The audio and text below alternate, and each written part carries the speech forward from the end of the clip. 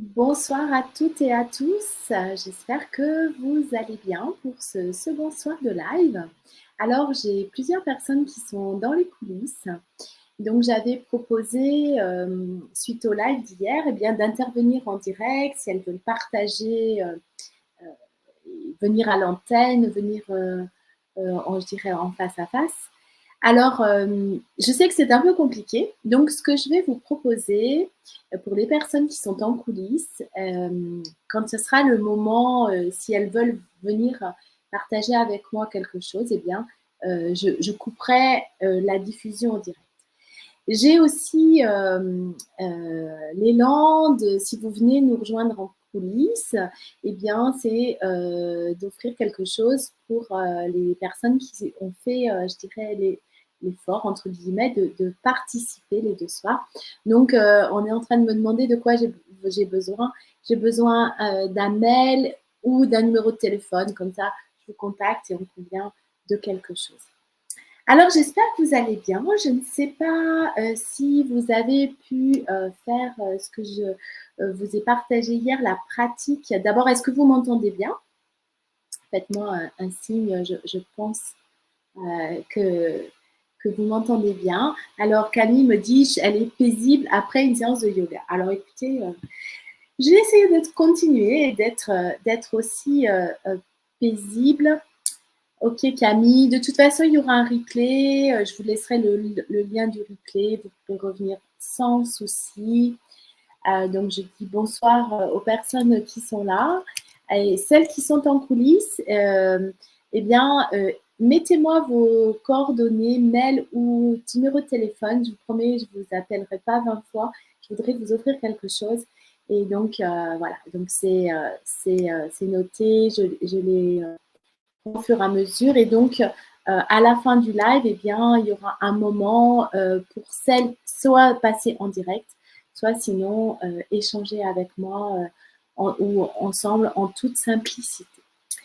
Est-ce que vous avez donc fait votre ligne, votre fiche chronologique, pardon, je bégaye, avec vos moments de vie plus de 0 à plus 10 et vos moments de moins 0 à moins 10. Et qu'est-ce que vous avez, je dirais, quel cadeau, quel grand cadeau vous avez pu constater après ces grands moments de crise? Je vous partage, moi par exemple, eh bien, je pourrais dire que le grand cadeau que j'ai eu après le décès de mon papa, eh bien, c'est que je me suis plongée dans le monde du développement personnel. J'ai vraiment exploré tout un tas de facettes, j'ai appris tout un tas de choses et que je pense que il ne me serait pas arrivé cela, je n'aurais pas fait ça. Et aujourd'hui, je suis tellement heureuse d'amener des gens, de voir aussi ce que je peux, comment dirais-je, mon expérience, comment elle peut servir et faire aussi gagner du temps. Parce que moi, j'ai mis pratiquement 25 ans à en arriver là, à être très sereine avec tout ça. Et je suis très heureuse, je dirais, de partager cela au plus grand nombre aujourd'hui. Alors, est-ce que vous avez des questions par rapport à ça ou est-ce qu'on se jette dans la deuxième partie qui est de eh bien, comment on fait pour s'en sortir? Est-ce que vous avez des questions, des commentaires? Si je ne vois pas, je vais partager mes diapos. Et puis, on est parti à peu près, je dirais, pour une cinquantaine de minutes. Et il y aura ce moment à la fin. Alors, pourquoi co-créer avec la nature? Vous allez comprendre ce que je veux dire. Mais tout d'abord, on va regarder les 3 étapes de la reconstruction. Donc, je vous ai dit que la crise de vie, eh bien, c'était un moment où on se dit plus rien ne sera comme avant. Et c'est un moment intense en émotion. C'est pas un choix, hein, c'est pas souvent un choix délibéré où on dit bon, vraiment on élabore parce qu'on en a assez de quelque chose et qu'on se dit que on va être dans un changement de vie et que donc peut-être on va reprendre une formation ou changer de métier ou que sais-je. Là vraiment, il y a ce temps qui fait de maturation On n'a pas le choix, il faut qu'on change, sinon on reste cristallisé dans le passé. Mais la crise, elle nous fait comprendre, fait prendre conscience qu'un cycle est terminé. Et parfois, ce cycle, il ne concerne pas qu'un seul domaine. Il est souvent accompagné, par exemple, si vous vivez une perte d'une rupture amoureuse, eh bien, parfois, ça emmène un déménagement, un changement de région, ça peut amener d'autres rencontres. Et donc, en fait, on voit qu'il peut y avoir dans plusieurs domaines de vie, eh bien, une reconstruction qui est nécessaire. Alors, les 3 étapes de la reconstruction, vous voyez, ça va toujours par 3. J'aime beaucoup le chiffre 3. Éliminer, reconstruire ou construire et se déployer. Alors, pourquoi éliminer? Parce que c'est un peu une version alchimique de ces 3 étapes. En alchimie, on dit toujours qu'on se dépouille. Dans la première œuvre, qui est l'œuvre dite au noir, on est dans un chaudron, on est caché parce qu'on n'a pas la possibilité de faire autrement. C'est-à-dire, on est vraiment à l'intérieur de soi et à l'intérieur de sa maison, et il est nécessaire d'éliminer des choses. Pour ensuite penser à construire, à bâtir, on ne construit pas sur des ruines. Et donc, il faut éliminer tout ce qu'on ne se sert plus. Il faut se dépouiller vraiment pour pouvoir construire. Et ensuite, vraiment, on se déploie. Et ça correspond vraiment aux 3 étapes de l'œuvre alchimique, c'est-à-dire l'œuvre noire, l'œuvre blanche et l'œuvre rouge. L'œuvre noire, elle est, pour celles qui sont férues d'astrologie, c'est Saturne. C'est lent, c'est lourd. Il y a un temps incompressible et le temps de l'élimination, il est vraiment différent pour chacun et chacune. Il y a des gens qui vont passer à autre chose assez rapidement. Il y a d'autres personnes, ça va demander du temps. C'est vraiment un temps interne. Et c'est très important de respecter cette étape, parce que si on veut tout de suite reconstruire, c'est pas toujours, on va dire, c'est un peu le colosse au pied d'argile. On n'arrive pas à reconstruire sur des bases solides. Donc, première étape, eh bien, on fait du ménage, on élimine, on nettoie, on libère. Et on va faire comment et quoi surtout? Eh bien, on va éliminer des émotions, alors conscientes, mais aussi inconscientes. Parce qu'il faut savoir que dans notre subconscient, depuis notre enfance, on a engrammé dans une zone de notre cerveau tout un tas d'événements. Et le cerveau, lui, ne fait pas la distinction entre le passé, le présent et le futur. Des émotions que vous vivez pendant la crise de vie, eh bien, vous allez les vivre et peut-être les faire réapparaître comme des émotions du passé. C'est-à-dire qu'elles vont venir percuter des émotions déjà vécues, et du coup, ça va encore plus avoir de l'impact pour vous. Donc, si vous ne les libérez pas, si vous ne les éliminez pas, eh bien, on va encore consolider, on va encore renforcer des croyances qui les limitent. Je peux donner par exemple un exemple. Si par exemple vous êtes en couple et puis que vous vivez une rupture parce que votre conjoint, eh bien, est quelqu'un qui est, on va dire, un peu attiré par plusieurs femmes, et donc vous pouvez vous dire que vous avez déjà vécu cette expérience-là, et si vous éliminez pas ce sentiment de colère, de frustration, d'abandon, de rejet, de trahison, eh bien, vous allez repartir sur quelque chose, et ça va peut-être venir vous renforcer une croyance que tous les hommes sont infidèles. Et donc, c'est important d'aller regarder ça. Alors, les croyances, on en a des dizaines, on en a des centaines, des émotions pareilles. Elles ne sont pas toutes conscientes. C'est pour ça que j'ai dit consciente et inconsciente. Une émotion, c'est une énergie en mouvement. Emotion, émovere. Donc, c'est une énergie qui est en mouvement dans le corps, provoquée par de l'extérieur, mais aussi qui va être à l'intérieur de nous. Et on n'a pas cette énergie, si elle n'est pas éliminée, eh bien, elle reste dans le corps et il y a toujours un message qui est associé, accolé avec l'émotion.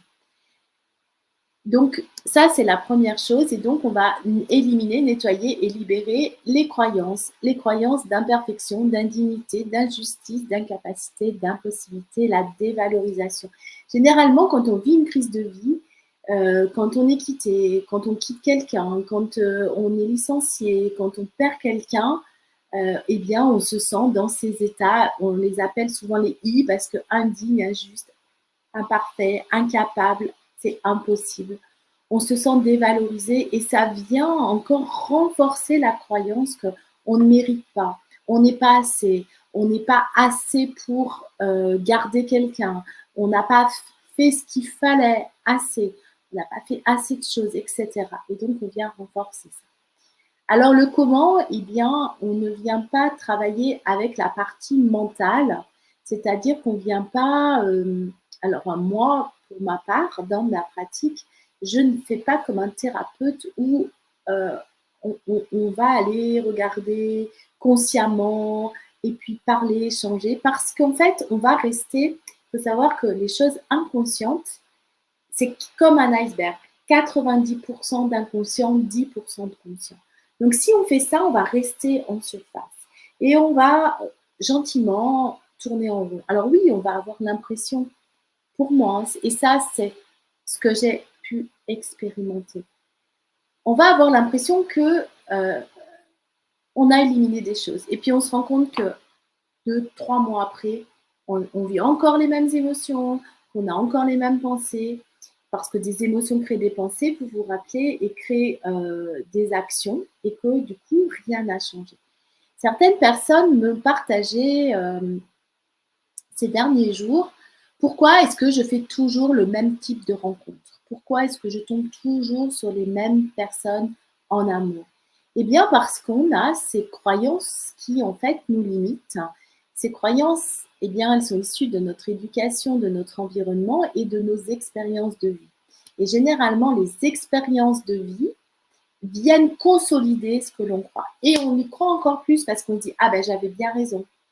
Les hommes sont tous infidèles. Alors désolé messieurs pour cette maxime qui n'est pas vraie, mais vous voyez le genre de choses qu'on peut se raconter. Donc si on reste sur un plan conscient, eh bien, alors je rigole parce que je vois passer un mail, une annonce d'une personne, d'une consoeur qui fait détruire et décréer nos limitations. Et c'est exactement ça, c'est détruire et décréer, enlever les limitations que l'on s'est nous-mêmes créées. Alors bien sûr, il y a des limitations dont on nous a inculquées. Si vous avez entendu vos parents vous dire qu'il faut travailler très dur pour y arriver, c'est quelque chose auquel vous allez croire et que vous allez être convaincu et que vous allez vérifier dans votre réalité qu'il faut travailler très dur pour y arriver. Alors le comment, eh bien, ce sont des pratiques énergétiques.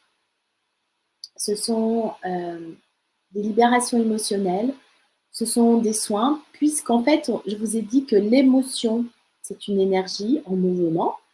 Un mouvement, pourquoi? Parce qu'elle a un sens, elle a une direction. La tristesse, ça fait s'abaisser. Quand on est triste, vous avez vu, on a le corps qui fait ça. La colère, elle fait avancer parce qu'on veut se battre. La joie, elle fait monter, en résumé, et la peur, eh bien, elle fait reculer. C'est naturel, c'est un élan. Donc, en fait, eh bien, pour traiter de l'énergie, on utilise de l'énergie. Et donc, on va venir aller sur un niveau très inconscient sur le corps et sur les corps, c'est-à-dire que nos corps, autour de nous, il y a comme des poupées russes et vous avez un ensemble de corps énergétiques. Et c'est la première chose que je viens faire. J'ai une consoeur qui m'a demandé pourquoi moi je commençais par un soin énergétique dans mes pratiques. Eh bien, c'est justement pour faire le ménage, pour éliminer les choses. Parfois, il est nécessaire d'y revenir, mais généralement, c'est un bon signal. Et puis, vous vous rappelez, hier, je vous ai montré le vortex des émotions, les émotions basses. Donc, si vous venez éliminer ces émotions qui vibrent bas et que vous commencez de relâcher ça, vous ressentez tout de suite plus de légèreté, ce qui fait que cette légèreté eh bien, va vous amener déjà à mieux-être, une meilleure vitalité. Du coup, vous allez commencer de ressentir un peu plus de sérénité et on est reparti dans le cercle vertueux. Et donc, on vient de fait éliminer ces programmations. Pourquoi programmation? Parce que dans le cerveau, quand on vit une crise, un choc, c'est comme si on venait isoler des neurones. Et en fait, ce que je vous disais hier, on a l'impression qu'on vit à travers une vitre, qu'on regarde le monde extérieur et que nous, on se sent complètement coupé de ce monde.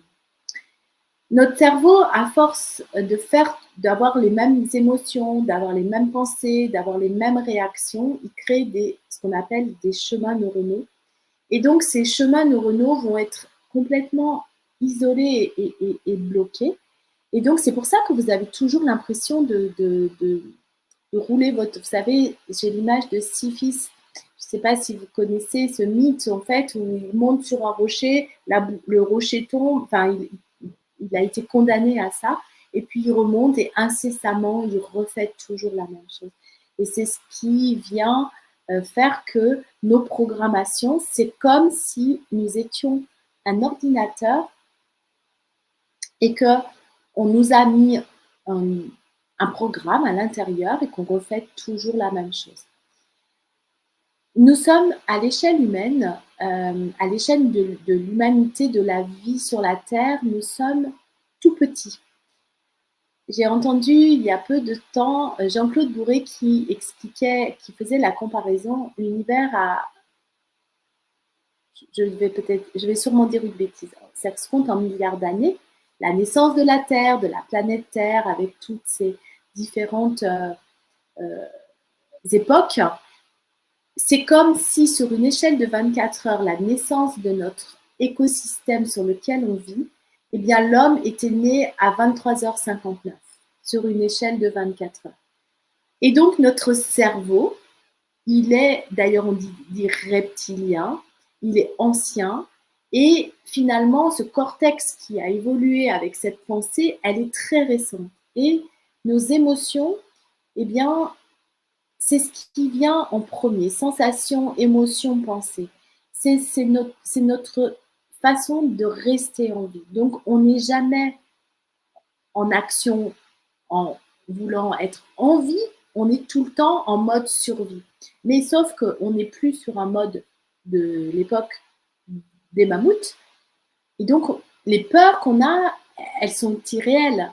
Quand, par exemple, vous êtes, je dirais, dans une relation avec quelqu'un qui peut avoir des propos violents, vous avez vraiment peur, vous ressentez la même chose que si vous alliez mourir. Hein. C'est exactement la même sensation. Et là, je prends un exemple un peu spécial parce qu'il peut arriver qu'on pourrait presque mourir et même mourir. Mais nous avons des réactions qui sont de l'ordre de la survie et non pas de la vie. Et tout ça, eh bien, il faut aller nettoyer, libérer.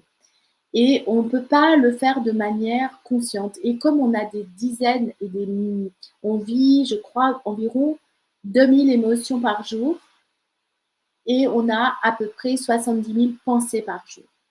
Donc, un tiers qui sert à rien. Donc, on ne pourrait pas venir regarder chacune des pensées. Donc, on vient... Souvent, on va venir enlever la croyance racine et d'abord, on va venir éliminer d'un point de vue énergétique. Alors, le titre de ce live de ce soir, c'est Co-créer avec la nature. On est un être naturel, on a une évolution naturelle dans le monde. On oublie souvent que nous faisons partie de cette nature. Pourquoi?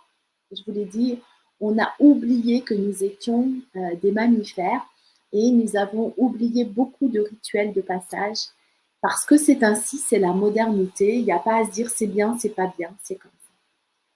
Et donc, les lois qui nous régissent, au même titre qu'elles vont régir le chêne ou qu'elles vont régir notre chat ou qu'elles vont régir l'araignée, eh bien, ce sont des lois universelles. C'est celle de la relativité.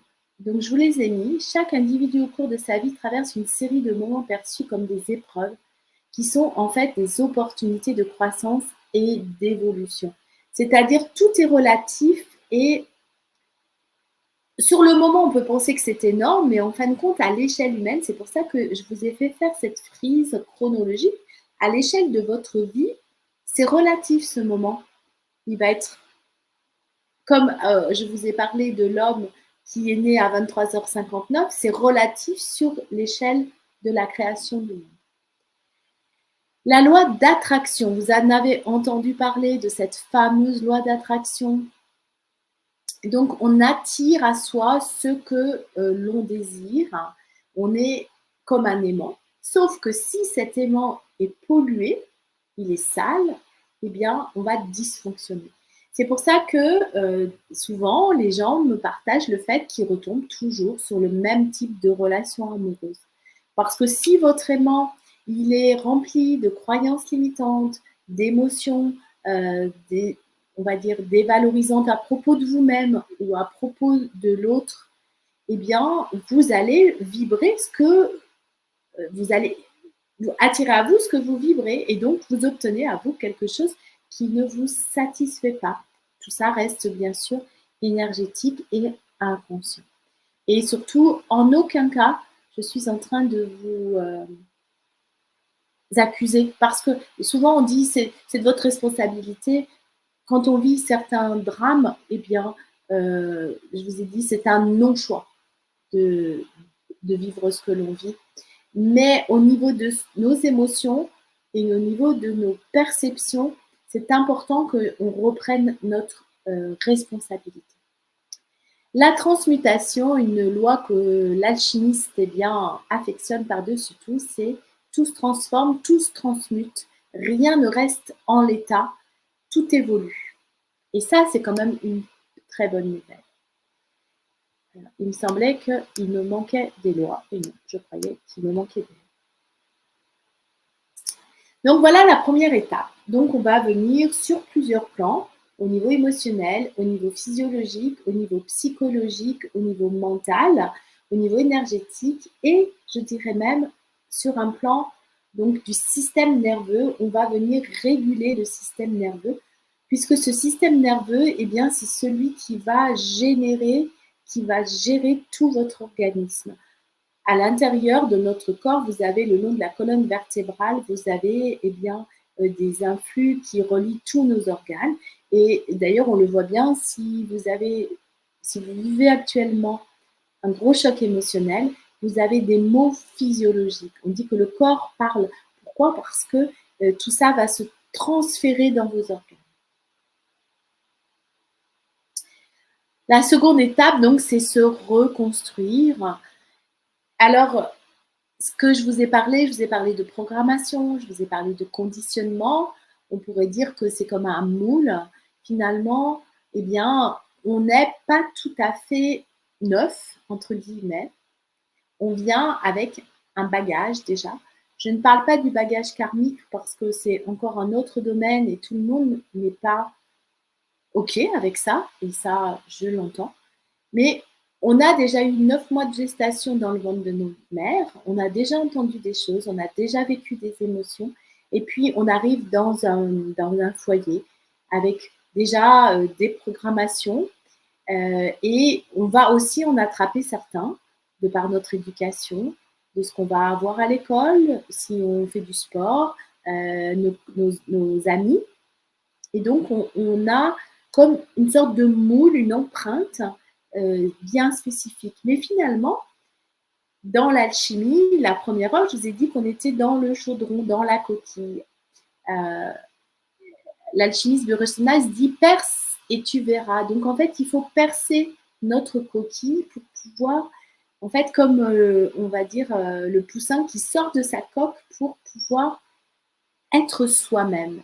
Ça, c'est aussi, je dirais, une conséquence de la crise. On est perdu, on ne sait plus qui on est et c'est normal parce qu'on sent bien que il faut revenir à son essence. Oui, mais comment on fait? Qui suis-je, hein? L'être humain a trois grandes questions dans la vie. Qui suis-je? Qu'est-ce que je suis venu faire là? sur cette terre, c'est quoi ma mission, pourquoi je suis là, et puis qu'est-ce qu'il y a après la mort. Donc, Je regrette, je n'ai pas de réponse à cela. Est-ce que je peux vous aider pour autre chose? Alors, c'est drôle parce que le Siri s'est déclenché et me dit qu'il n'a pas de question, il n'a pas de réponse à cette dernière question. Donc, en fait, tout ça, ce moule, eh bien, c'est votre norme. Et donc, il va falloir changer de norme.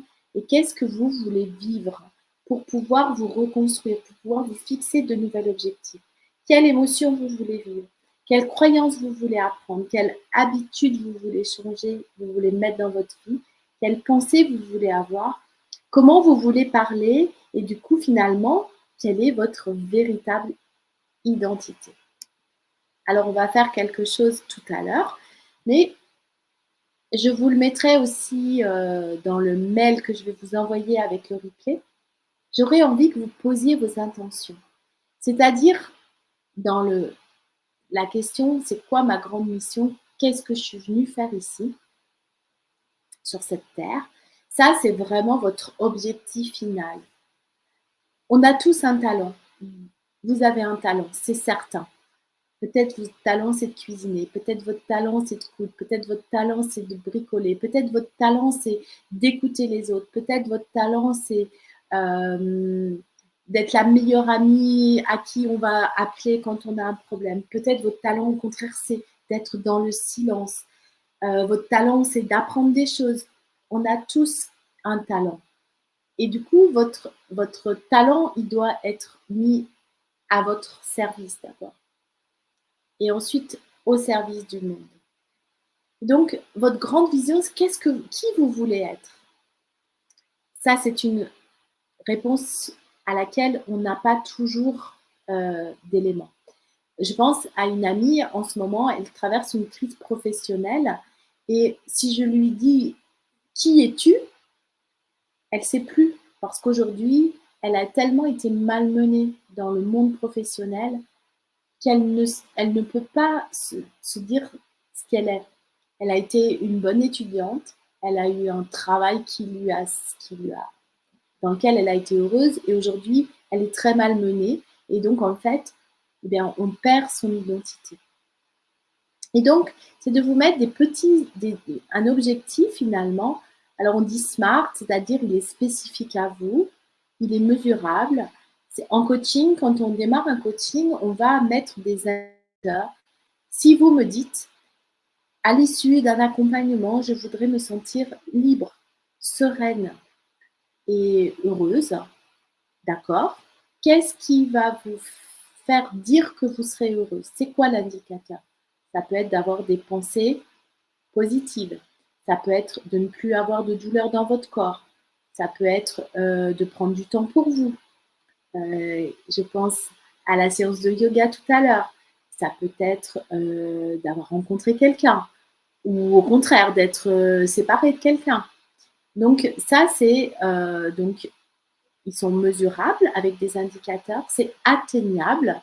Par exemple, si vous avez 40 ans et que vous venez me trouver en me disant « je voudrais changer de métier, je n'en peux plus, ça n'a plus de sens ce que je fais », que voudriez-vous faire? Eh bien, je voudrais être astronaute. On sait que tout le monde ne peut pas être astronaute, que c'est de longues études, qu'il faut une condition physique importante. Vous voyez, donc peut-être que ce n'est pas atteignable.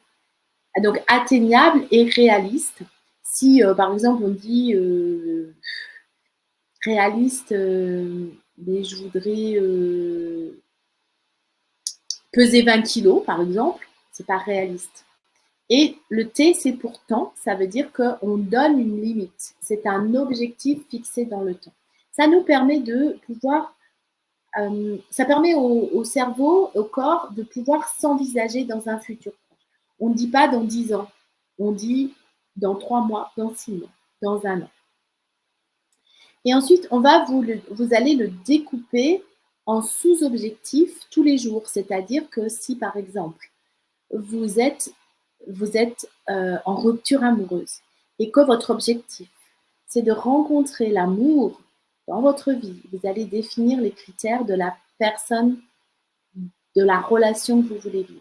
Vous voulez vivre une relation avec quelqu'un qui est romantique, quelqu'un qui prend soin de vous, quelqu'un qui va être attentionné, quelqu'un qui va vous faire des cadeaux, quelqu'un qui va peut-être avoir une appétence littéraire, artistique ou au contraire scientifique parce que vous aimez ça, etc., etc., eh bien, vous allez donc définir en fait un sous-objectif et puis vous allez mettre une date. Le comment, on n'y est encore pas, d'accord?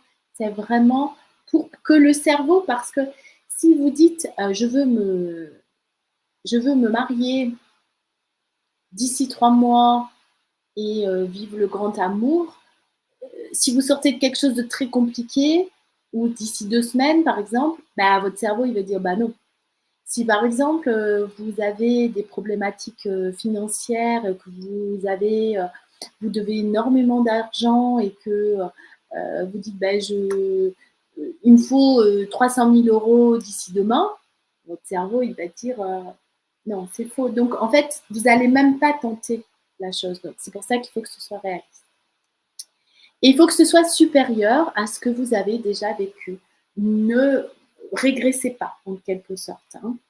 Toujours, vous voulez encore plus d'amour, encore plus de tendresse, encore plus de connivence, encore plus de bienveillance, encore plus de douceur, encore plus d'émotions positives.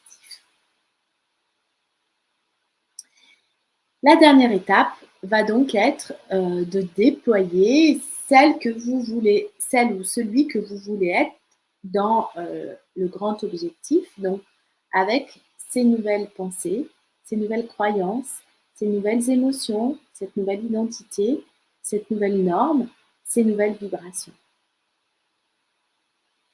Si je donne l'exemple, je vais vous donner l'exemple par rapport à ce qui s'est passé pour moi quand j'ai perdu mon papa.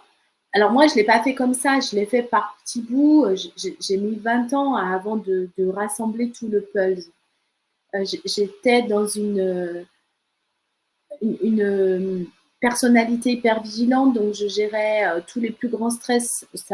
Je n'avais même pas de contact avec mes propres émotions.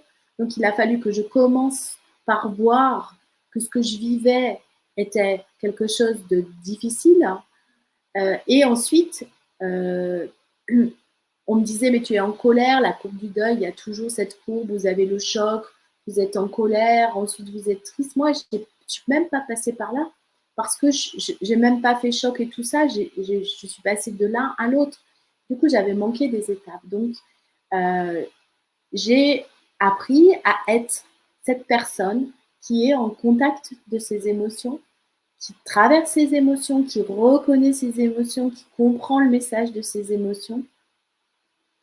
Cette personne qui voit ses pensées, cette personne qui n'est plus influencée, qui ne veut plus sauver les autres, cette femme qui n'est plus influencée aussi par, on va dire, la douleur et la souffrance des autres, qui peut la comprendre, mais qui s'occupe d'abord d'elle.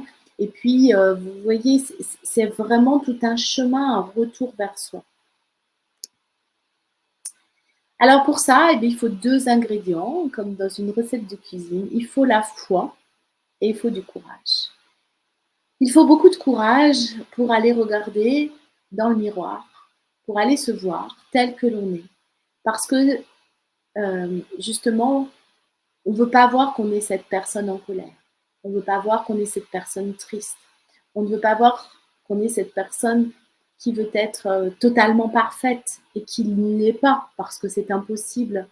Ça prend du courage de descendre, se coltiner avec ce qu'on est à l'intérieur de soi. Et c'est aussi pour ça qu'on est beaucoup à l'extérieur, toujours en action, qu'on ne se pose pas. Et c'est une sorte de fuite de soi-même. Et puis, il faut une foi indéfectible que ça va arriver, que ce qu'on souhaite pour nous va arriver. Et bien sûr, il y a des moments de doute, mais il faut toujours revenir à c'est possible, je sais que je peux le faire. Et comment on peut savoir qu'on peut le faire? Eh bien, c'est parce qu'on a déjà traversé d'autres épreuves et qu'on a utiliser des ressources internes. Et bien souvent, si vous êtes là, les ressources internes qu'on a traversées, qu'on a utilisées, eh bien, c'est le courage. Ah ben, les lois, il y a eu une inversion. Donc, dans les lois, il y a l'action. Donc, en fait, eh bien, il ne suffit pas de réfléchir à soi. C'est sûr qu'à un moment, vous voyez, je fais cette action de se replier sur soi. À un moment, il faut passer à l'action. Et il faut faire des choses dans sa vie. Si on veut changer ses pensées, si on veut changer ses émotions, il va falloir déjà s'observer et puis avoir la volonté de dire ok, ce que je viens de penser, c'est pas du tout positif, je suis pas une nulle, je suis pas une bonne à rien, ça j'y crois pas, je suis pas une mauvaise personne, ça c'est ce qu'on veut me faire croire. Donc je prends la décision et je pose cette action que plus jamais je penserai ça à propos de moi.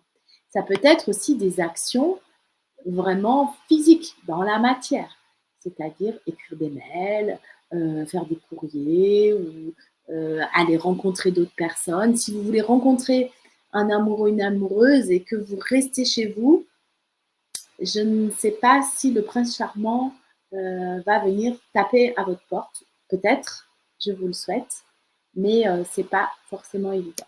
Je vois que je suis figée. J'espère que vous êtes toujours là.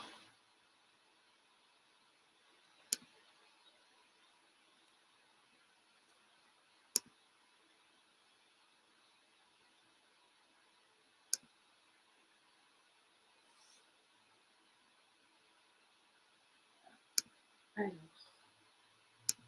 excusez-moi.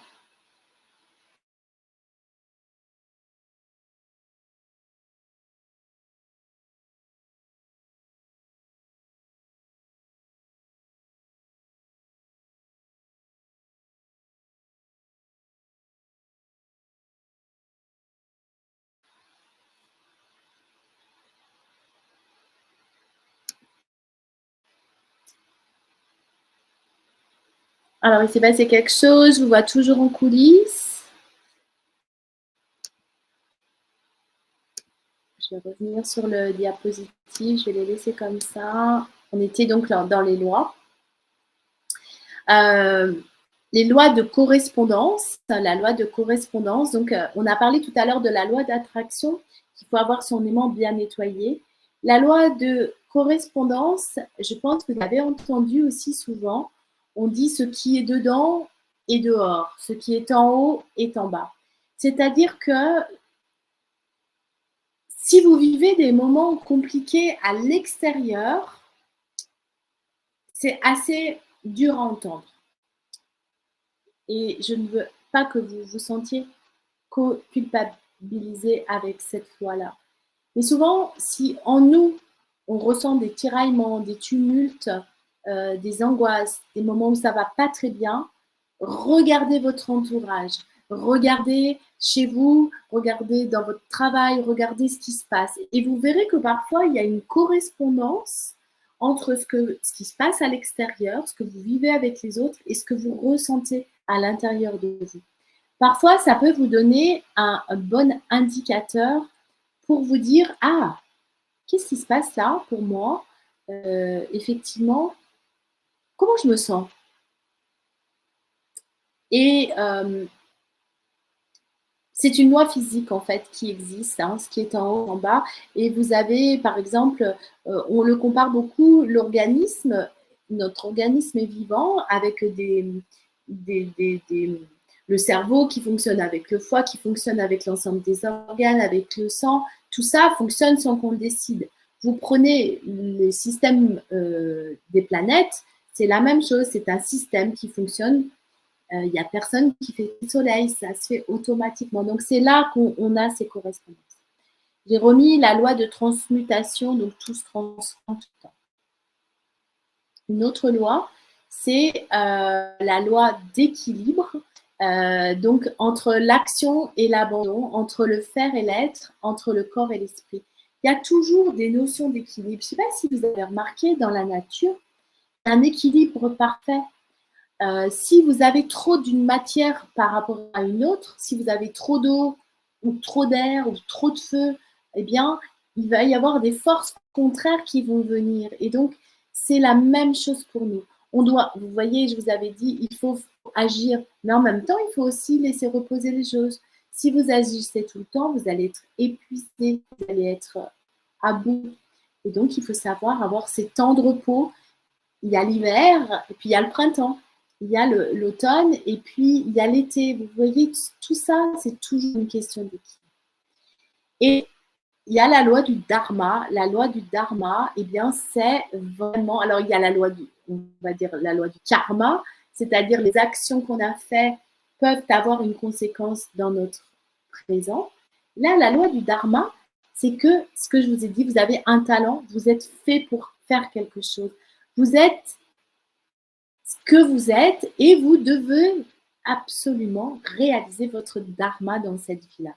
C'est-à-dire que vous devez, c'est une loi, donc quelque part vous devez, eh bien, vous réaliser pour finalement terminer sa vie bien sans regret, en paix, heureux d'avoir fait la mission pour laquelle vous êtes venu. C'est la réponse à la question: qu'est-ce que je suis venu faire dans cette aventure terrestre? Alors, quand on a donc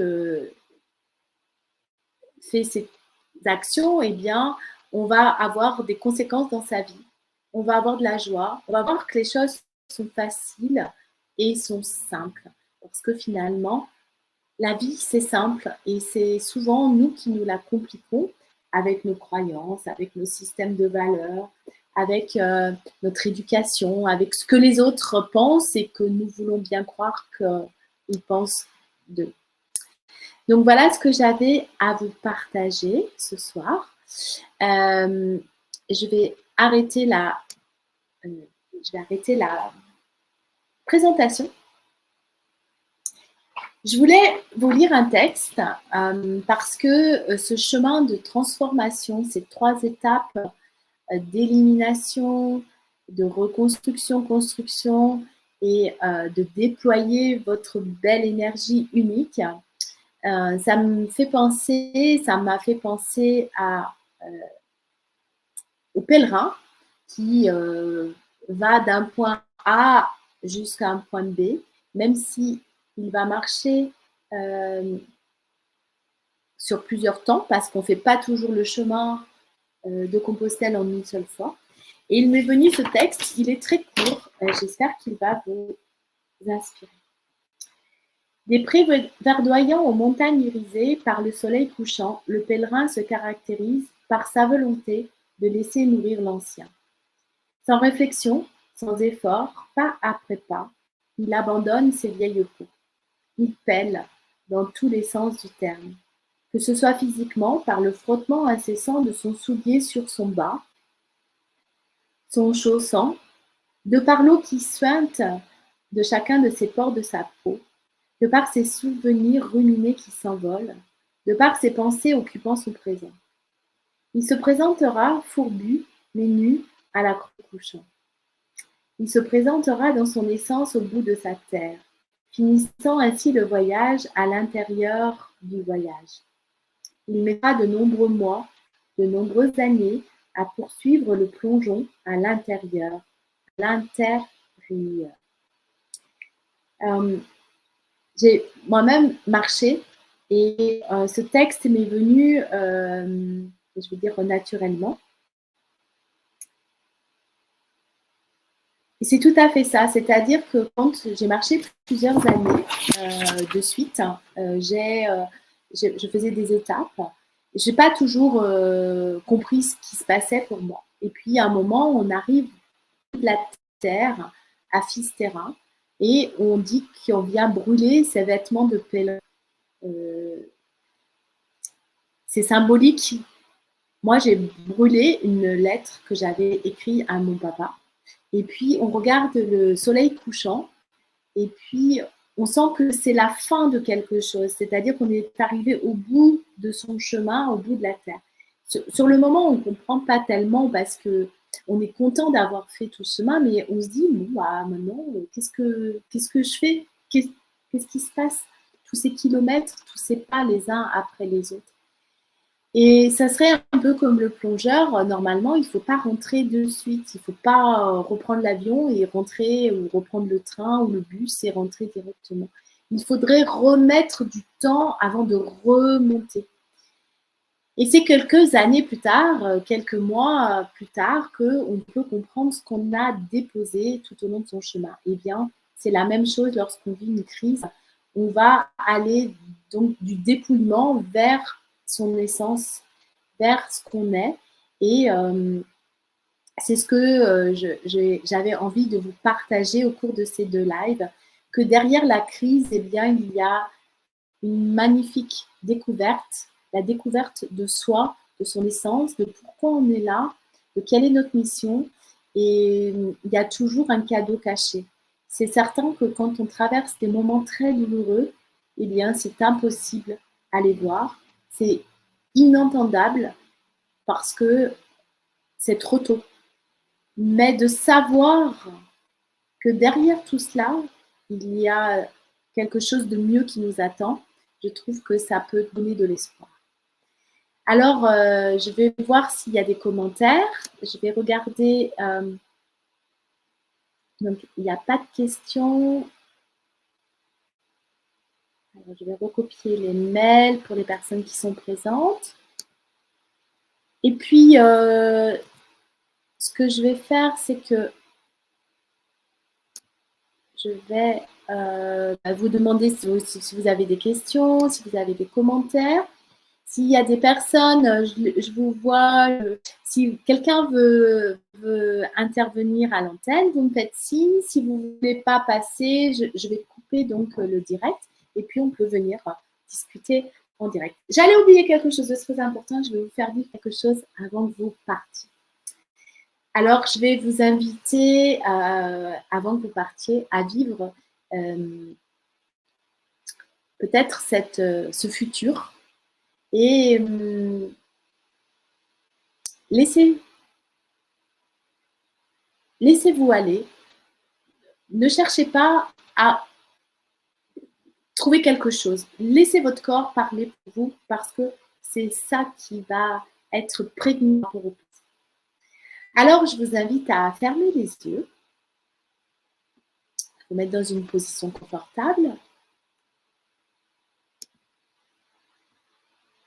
Vous pouvez faire comme hier, vous pouvez agrandir votre regard intérieur, vous pouvez ressentir au bout de vos doigts comme des capteurs, vous pouvez écouter les sons. Moi, je vais le faire aussi avec vous. Vous allez fermer les yeux. Mais avant que je ferme les yeux, vous allez imaginer qu'à travers l'écran, je suis en mesure de vous tendre une baguette magique. Super baguette magique. Donc, vous allez prendre cette baguette magique que vous tenez. Et cette baguette magique, eh bien, comme son nom l'indique, elle est magique. Ressentez-la déjà. Ressentez qu'elle peut vous transformer votre vie. Et je vais vous demander, alors vous allez, après, quand vous allez rouvrir les yeux tout à l'heure, écrivez ce que vous avez vu, ce que vous avez ressenti, ce que vous avez entendu. Et s'il n'y a rien eu, c'est pas grave en soi. Tout le monde ne visualise pas, tout le monde n'entend pas des choses, tout le monde ne voit pas des choses. Donc, vous avez votre baguette magique et j'ai envie de vous dire spontanément, où êtes-vous? Où êtes-vous arrivé avec votre baguette magique?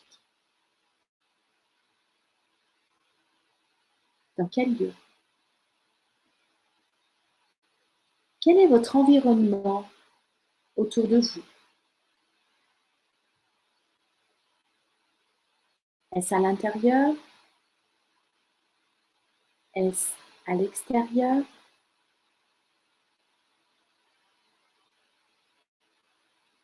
Quel est le moment de la journée? Le matin? l'après-midi, le soir? Quelle est l'ambiance?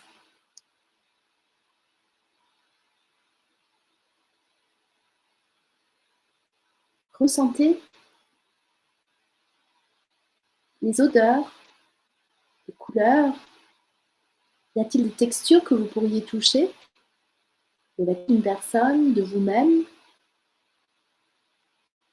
Quelle est la saison dans laquelle vous êtes? Si vous êtes à l'intérieur, vous pouvez peut-être regarder par la fenêtre, regarder le paysage. Si vous êtes à l'extérieur, vous le savez de suite. Est-ce qu'il fait chaud? Est-ce qu'il fait frais? Je vous laisse vraiment goûter dans toutes vos cellules le lieu dans lequel vous êtes.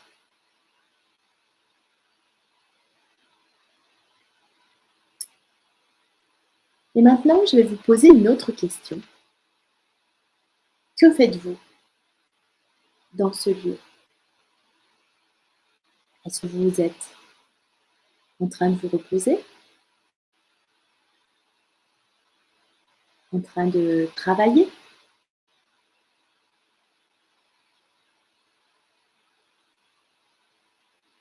Est-ce que des éléments qui peuvent vous dire ce que vous êtes en train de faire? Toujours dans ce lieu.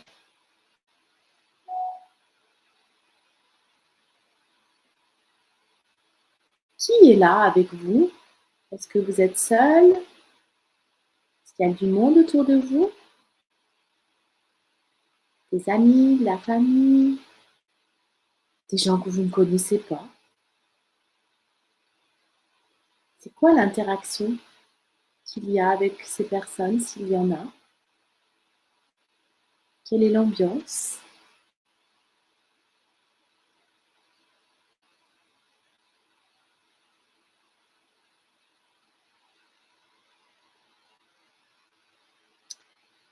Encore une question. Qu'est-ce que vous avez appris sur vous, sur la vie, sur les événements?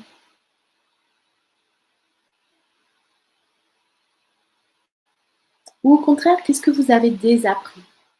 C'est-à-dire que peut-être vous faisiez certaines choses pour être parfait, pour être aimé, puis aujourd'hui vous ne le faites plus comme ça. Vous avez désappris un certain type de comportement, un certain type de conditionnement. Il y a des choses auxquelles vous ne croyez plus. Et au contraire, des choses que vous croyez, ces fameuses croyances, qui aujourd'hui vous soutiennent, que tout est possible, qu'il y a toujours la lumière au bout du tunnel, que le bonheur peut exister, la simplicité. Qu'est-ce que vous croyez, qu'est-ce que vous ne croyez plus?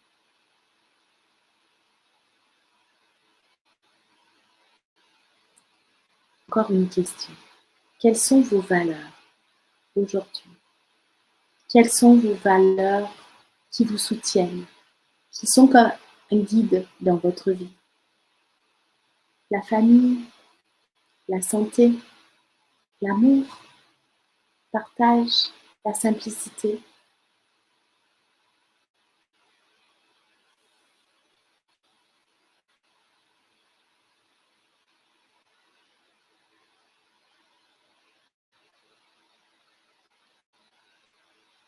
Encore une grande question. Imaginez comme si on va de plus en plus loin, de plus en plus profondément. Qui êtes-vous? Alors, la réponse, vous allez commencer par je suis cette femme, cet homme qui.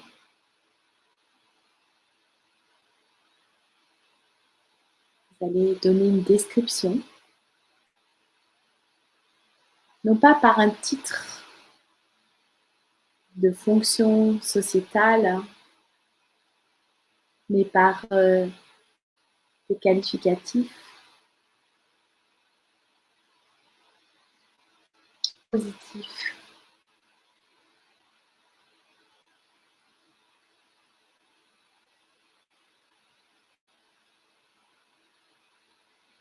Et la dernière question que j'ai envie de vous poser, c'est qu'est-ce qui est plus grand que vous? C'est-à-dire, vous êtes ce genre de femme, d'homme qui, peut-être, a rencontré l'amour, est heureux dans sa vie de couple, a choisi de vivre simplement dans la joie et qui peut transmettre à d'autres personnes que tout est possible, quelque chose qui vous amène à porter votre voix et votre expérience dans le monde.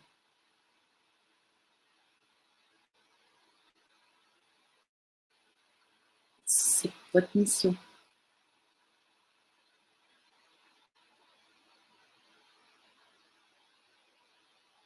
Au départ, vous avez votre baguette magique, tout est possible.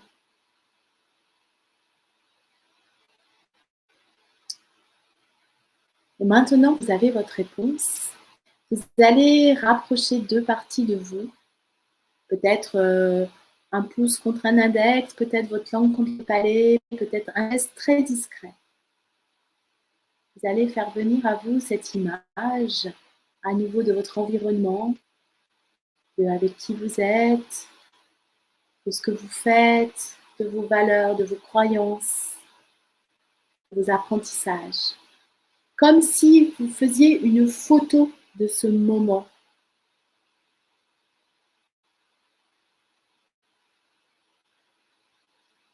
Et ce geste, à chaque fois que vous voudrez revenir là, dans cet endroit, vous allez refaire le geste. C'est comme un ancrage. Et ce geste va vous servir de mémorisation sensorielle de ce qu'on est en train de vivre.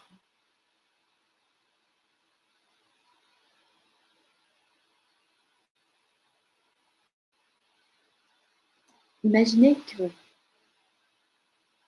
à travers la caméra, je puisse venir à vos côtés et je vous demande la permission de mettre une main sur votre épaule.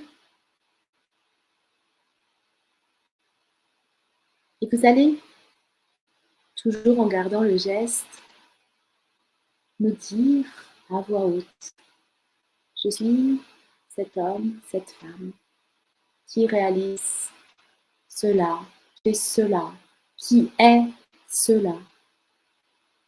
Je suis avec ces personnes, je suis dans tel environnement, j'ai appris, j'ai désappris, je crois à ça. Et en fait, ce moment est déjà là.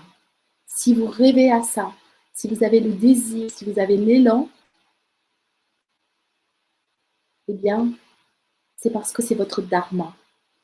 C'est que vous en êtes en grande capacité de pouvoir le réaliser.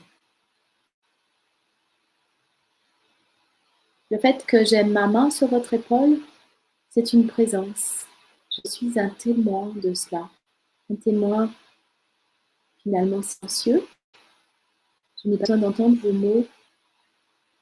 J'ai juste besoin de ressentir votre énergie, vos sensations à travers votre corps. Et tout ce qui vous entoure est déjà en train de changer depuis votre intérieur.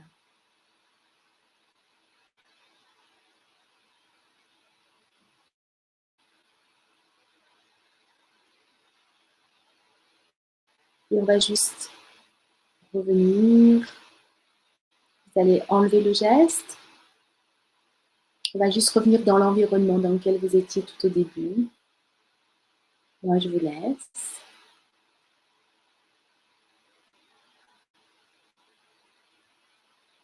Puis, tranquillement,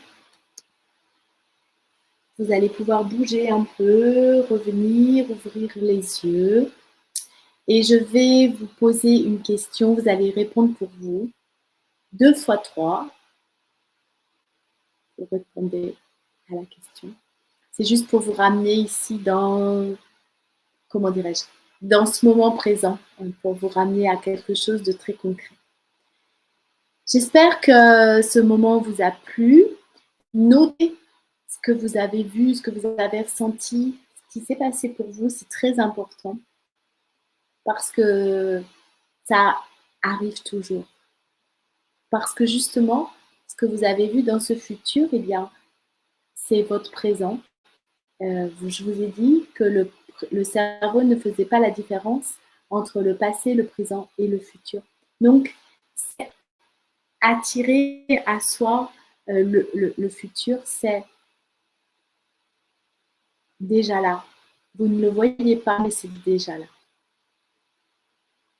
Je vais couper le live. Je vais rester, je ne vais pas raccrocher tout de suite si les personnes qui étaient là en coulisses veulent venir. C'est avec grand plaisir que j'échangerai avec vous. Je vous remercie pour votre présence. Je vous remercie pour vos inscriptions. Et j'ai été ravie de partager ça avec vous.